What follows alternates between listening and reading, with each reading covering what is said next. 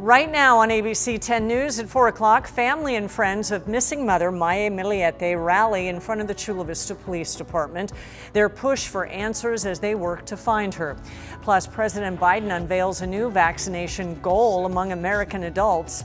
And positively, San Diego, a former foster child turned mentor, shares his story and how he's now paying it forward for other children just like him.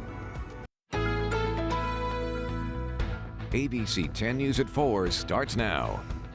Friday marks 4 months since family members have seen or heard from missing Chula Vista mother Maya Miliete. Thank you for joining us. I'm Kimberly Hunt. Family, friends, and even strangers continue to search for her on a weekly basis. And right now, they're at the Chula Vista Police Department for a rally to call for answers. ABC 10 News reporter Mimi Alcala is joining us live from there. Hi, Mimi. Kimberly, loved ones tell us they have been kept in the dark when it comes to this investigation. That's why they have gathered here outside of the Chula Vista Police Department for this rally, saying they are Maya's voice. They've been searching for Maya since she disappeared in January and will be speaking during public comment at a city council meeting tonight, asking for resources to help expedite this case. Now, family members tell me 4 months is just too long to go without any answers from the police department. They say they just want to sit down with investigators to see where they are, what they know, without really compromising the investigation. But Chula Vista PD says they are working with multiple agencies on this case, including the DA's office, the FBI, and the NCIS, all with the goal of bringing Maya home or holding anyone who may have harmed her accountable. We know the police department has written about 32 search warrants for cell phones, homes, and other electronic devices. They've also interviewed about 56 people, including family, friends, neighbors, and witnesses, and reviewed more than 55 tips on Maya's possible location or reason for disappearance. Now, the family has also hired their own attorney to look into this case. He is going to be here with them tonight. That is what we are told. And coming up at 5, you will hear directly from the family members. We're live in Chula Vista. Mimi Alcala, ABC 10 News. Thank you, Mimi. Breaking news now, an attorney for Derek Chauvin is asking for a new trial. Last month, a former Minneapolis police officer was convicted on 3 counts for the death of George Floyd. But today, one of Chauvin's attorneys filed a motion citing several reasons, including the verdict is, quote, contrary to law. The attorney also made allegations of jury misconduct, prosecutorial misconduct, witness intimidation, and the impact of publicity. No word when the judge will respond to the motion for a new trial. And we've learned the name of the 3 victims who died after a boat capsized off the Point Loma coast.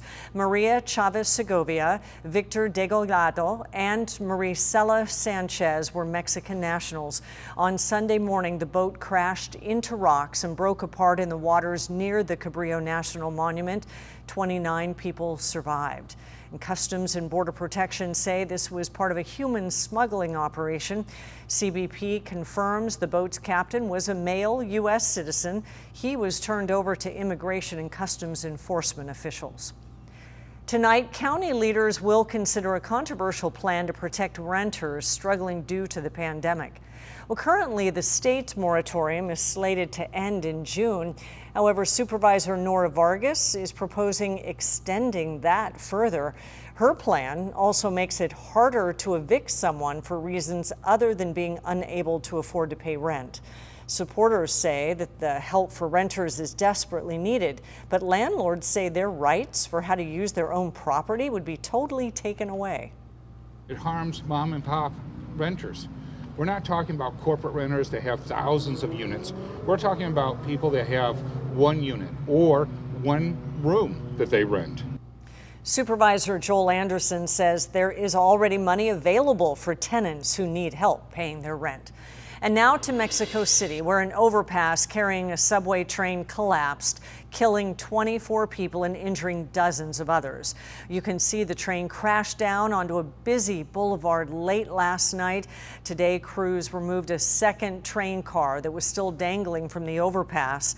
International engineering experts will be called in to figure out what caused this deadly collapse. San Diego police have been in Little Italy for hours after a person was found dead.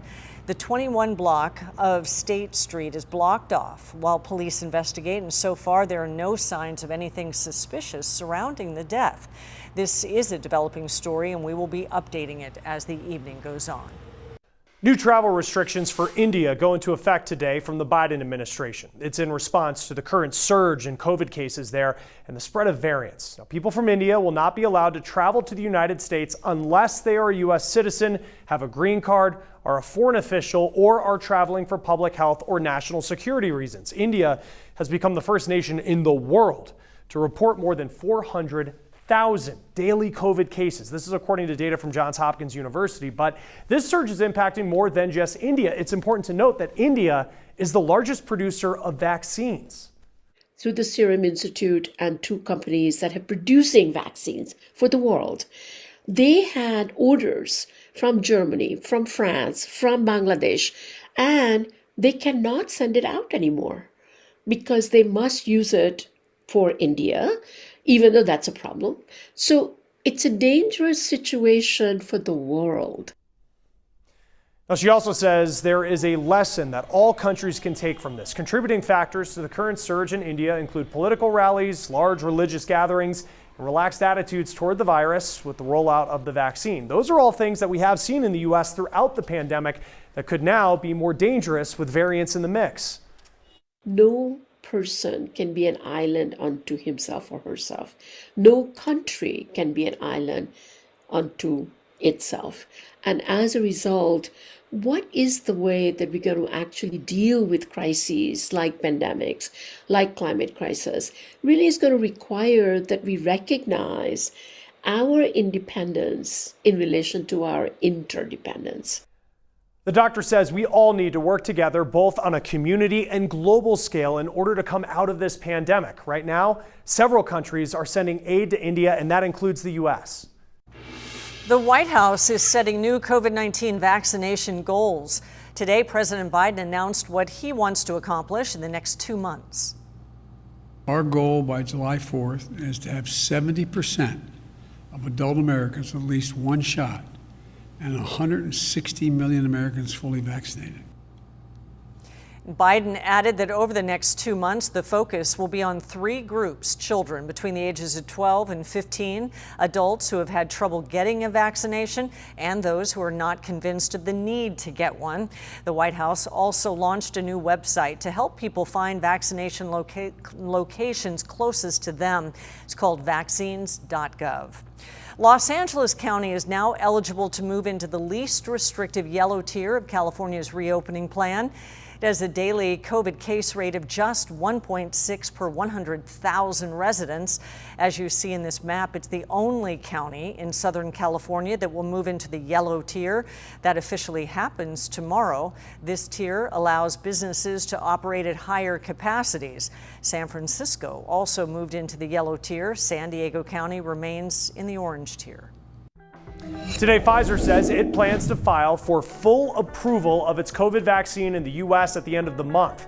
This story starting the newsfeed. If Pfizer receives the okay on this, it would mean the company could market the shot directly to consumers. This also could have an impact on different vaccine mandates moving forward. Now, Connecticut's now the first state to have half of all adults fully vaccinated. CDC says the daily rate of COVID cases continues to drop nationwide. At the same time, the pace of shots given each day continues to go down as well. Now, right now, about 41% of people 18 and up are fully vaccinated in the U.S. Children now make up a fifth of COVID cases in states that have released data by age. The American Academy of Pediatrics says that is an improvement over numbers from the start of the year. But if you look a year ago, children only made up about 3% of all cases in the U.S.